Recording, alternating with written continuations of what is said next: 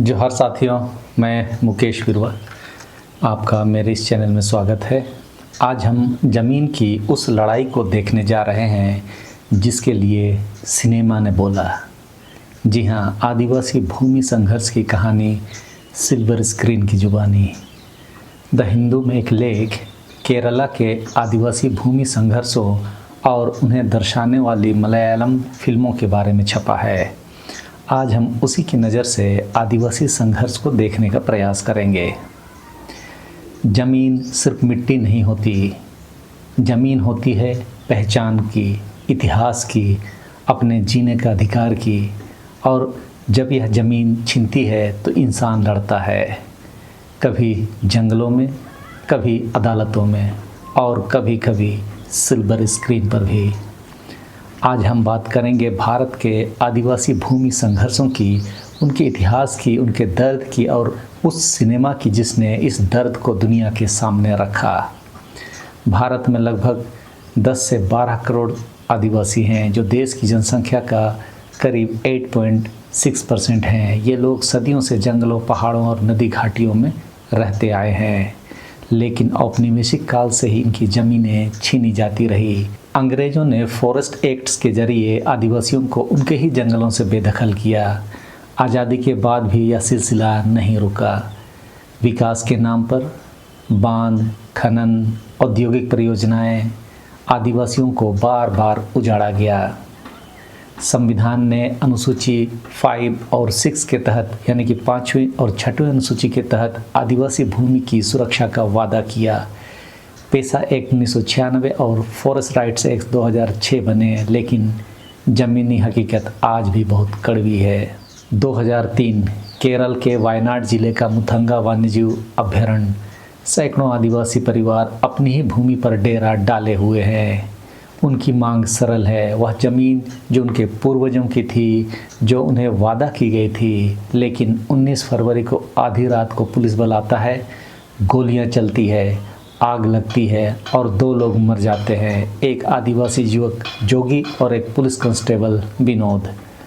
यह घटना केरल के इतिहास का सबसे काला अध्याय मानी जाती है, लेकिन इसे भुलाया जा रहा था जब तक कि सिल्वर स्क्रीन ने इसे याद नहीं दिलाया। केरल भारत का सबसे साक्षर राज्य, स्वास्थ्य और विकास के मामले में मॉडल है, लेकिन इस प्रगति की कहानी के पीछे एक और कहानी है जो अक्सर दबा दी जाती है। 2001 में 32 आदिवासियों की भूख से मौत के बाद आदिवासी गोत्र महासभा का गठन हुआ। उनके नेता सीके जानू ने 48 दिनों तक सचिवालय के सामने धरना दिया। वादा किया गया कि 2002 तक हर आदिवासी परिवार को भूमि मिलेगी, लेकिन वह वादा टूट गया।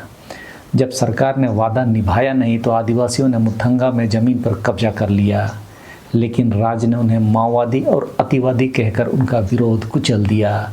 मुख्यमंत्री A.K. एंटोनी ने पुलिस कार्रवाई का बचाव किया और धीरे धीरे यह घटना सार्वजनिक स्मृति से मिटती चली गई। लेकिन सिनेमा ने याद दिलाया।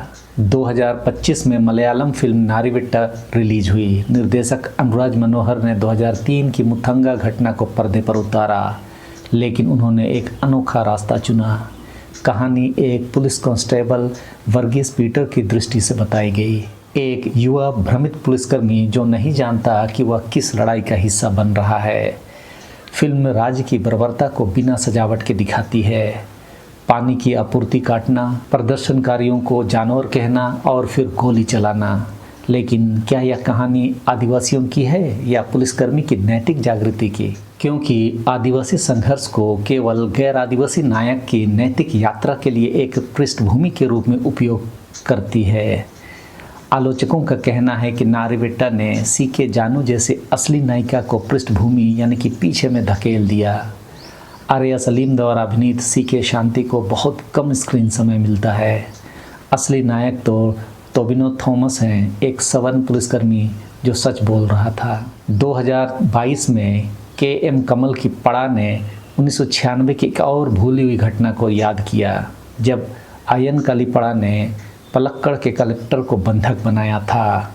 यह फिल्म एक राजनीतिक थ्रिलर है। 4 कार्यकर्ता जो सामान्य कपड़ों में हैं प्रशासनिक कार्यालय में घुसते हैं। उनकी मांग कि 1975 के भूमि अधिनियम को बचाना है, जिसे 1996 के संशोधन से ख़त्म किया जा रहा था। पड़ा दिखाती है कि कैसे राजनीतिक दल आदिवासी मुद्दों का उपयोग करते हैं और फिर उन्हें भूल जाते हैं। फिल्म के अंत में एक टेक्स्ट आता है, यह संघर्ष अभी भी जारी है।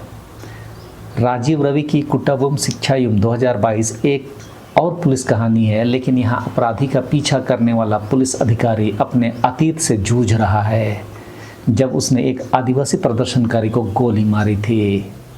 फिल्म के अंत में अभिनेता अलीगार दर्शकों को देखते हैं, वह पूछते हैं, यह हत्या कैसे दब गई? यह सवाल केवल पात्र नहीं, हम सबसे है। तमिल की जय भीम ने इरुला जनजाति की निर्दोष हत्या की कहानी बताई। फोटोग्राफर 2006 जो मोहनलाल अभिनीत है, वह भी मुथंगा जैसी घटना पर आधारित है। कंतारा ने तुलु संस्कृति और भूमि अधिकारों को दिखाया। ऊंडा में मम्मूटी एक पुलिस अधिकारी से कहते हैं, यह तुम्हारी भूमि है, मत मरो। लेकिन यहाँ एक गंभीर सवाल है, जब आदिवासी अपनी कहानी खुद नहीं कह पाते तो क्या यह प्रतिनिधित्व सच माना जा सकता है? पारंपरिक सिनेमा में आदिवासी हमेशा दूसरे रहे हैं, जंगली, पिछड़े या फिर भोले भाले जिन्हें बचाने की ज़रूरत है। वे ड्रम बजाते हैं, जंगल में नाचते हैं, लेकिन उनकी कोई असली आवाज़ नहीं होती। नई फिल्में बेहतर है, लेकिन अभी भी अधूरी है। नारीबिट्टा में आदिवासी प्रदर्शनकारियों के रूप में समूहबद्ध हैं। उनके पास नाम नहीं, कहानी नहीं, असली भावनात्मक यात्रा तो पुलिसकर्मी की है। सीके जानू ने अपनी आत्मकथा अड़िमा मक्का में लिखा है कि पुलिस हिरासत में उनके साथ क्या हुआ, लेकिन फिल्म में यह सब एक पुलिसकर्मी की नज़र से दिखाया गया। क्या यह न्याय संगत है? 2020 में एक आदिवासी महिला लीला ने पैकिंजना चिरी बनाई। ये पनिया बोली में है। यह भूख पर एक व्यंग है, यह यौन शोषण पर एक टिप्पणी है, और यह असली आदिवासी सिनेमा है जहां वे खुद अपनी कहानी कह रहे हैं। कानून, जमीन और विरोधाभास को समझने के लिए आइए चलते हैं कुछ और फिल्मों की ओर। 1975 में केरल सरकार ने एक ऐतिहासिक कानून बनाया, Kerala scheduled tribe restriction on transfer of lands act. यह अनुसूचित जनजाति भूमि हस्तांतरण पर प्रतिबंध लगाता है। 1960 से 1982 के बीच की सभी जनजातीय भूमि की बिक्री अवैध घोषित की गई, लेकिन यह कानून 1986 तक लागू ही नहीं हुआ। 1996 में एक संशोधन आया जो 1986 तक की भूमि हस्तांतरण को वैध बनाने की बात कही। यही वजह थी कि आयन कलीपड़ा ने कलेक्टर को बंधक बनाया। लेकिन आज 2025 में आदिवासियों को अभी भी उनकी ज़मीन का इंतज़ार है। आरटीआई से पता चला कि आदिवासी कल्याण के लिए आवंटित विशेष धन का उपयोग बहुत कम होता है। वादा किया गया था 5 एकड़, मिला कुछ डिसमिल। सिनेमा इन असफलताओं को उजागर करता है, लेकिन क्या यह केवल दर्शकों की सहानुभूति जगाने के लिए है या असली बदलाव के लिए? 22 साल 23 साल बीत चुके हैं मुथंगा घटना को। जोगी की मां अब नहीं रही। कई प्रदर्शनकारी बुजुर्ग हो चुके हैं अदालतों के चक्कर काटते हुए, लेकिन उन्हें अभी भी न्याय नहीं मिला। नारीबिट्टा के निर्देशक अनुराज मनोहर कहते हैं, हमने एक फिल्म बनाई, डॉक्यूमेंट्री नहीं, लेकिन अगर यह फिल्म मुथंगा पर और सच सामने लाने में मदद करे तो यह सफल होगी। यानी निर्देशक की सोच तो सही लग रही है। सिनेमा एक शुरुआत है, यह स्मृति को जगाता है, लेकिन असली न्याय तभी आएगा जब कानून लागू होंगे, जब राजनीतिक दल जिम्मेदार होंगे और जब आदिवासी स्वयं अपनी कहानी के केंद्र में होंगे, ना कि पृष्ठभूमि में। क्योंकि अंततः यह केवल भूमि की लड़ाई नहीं है, यह मानवता की लड़ाई है, यह याद रखने की लड़ाई है। वैसे भी इतिहासों में भी आदिवासियों को तो भुला ही दिया गया है। अगली बार जब आप कोई फिल्म देखें जो किसी मार्जिनलाइज समुदाय की कहानी बताती है, तो पूछिए किसकी आवाज़ सुन रहे हैं हम, किसकी नज़र से देख रहे हैं, और कौन अभी अदृश्य है। लेकिन सिनेमा काफ़ी नहीं, फॉरेस्ट राइट्स एक्ट का पूरा इम्प्लीमेंटेशन, पेशा का सख्ती से पालन, आदिवासी स्वशासन को मजबूत करना, यह काम सरकारों को करना होगा। जब तक ज़मीन की लड़ाई जारी है, सिनेमा को उनकी आवाज़ बनते रहना होगा, वो भी जेन्युइन तरीके से। तो इस वीडियो में इस समय के लिए इतना ही। सबों को धन्यवाद। जोहार।